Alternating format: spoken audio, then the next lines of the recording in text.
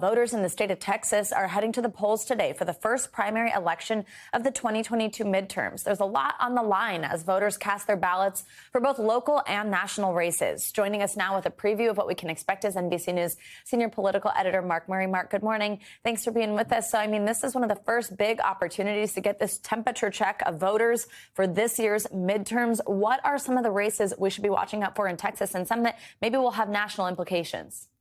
Yeah, Savannah, the one at the very top of the list is Texas Governor Greg Abbott, a Republican, is facing a Republican primary challenge from his right. And the expectation is that that he will be able to exceed the 50% needed to avoid a runoff, but he is getting a challenge. There's even a more competitive race for Attorney General on the Republican side, where incumbent Ken Paxton, who has received an endorsement from former President Trump, is getting primaried from the likes of George P. Bush, that is Jeb Bush's son, as well as Louis Gohmert, a conservative Republican congressman from Texas. And then maybe my favorite race of all is a congressional Democratic primary in South Texas between incumbent Congressman Henry Cuellar versus progressive Jessica Cisneros, just to see how much if progressives are able to make gains in these primaries starting in Texas and across the country, Savannah. Now, tell us about some of the issues that voters there are passionate about ahead of this primary. What are we going to see people telling us is the reason that they came out to the polls in Texas?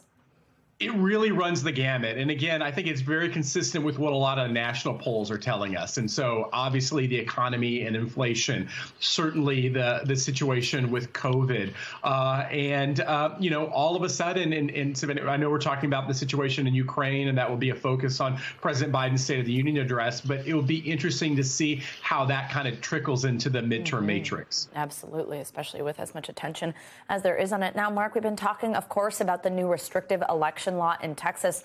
We're going to see that firsthand today, the differences that it's made. How much of an impact will it have on the primary? Tell us what types of things have been changed. Yeah, it remains to be seen on this primary. There has been controversy because there were new requirements for mail-in ballots, that they actually had to have people's driver's license number to be able to match with your ballot. And that ended up resulting in a lot of early mail-in ballots getting rejected, but still with the ability to people to fix the ballots.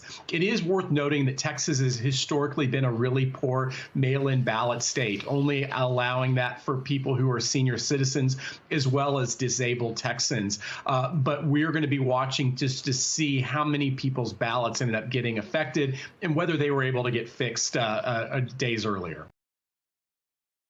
Thanks for watching our YouTube channel. Follow today's top stories and breaking news by downloading the NBC News app.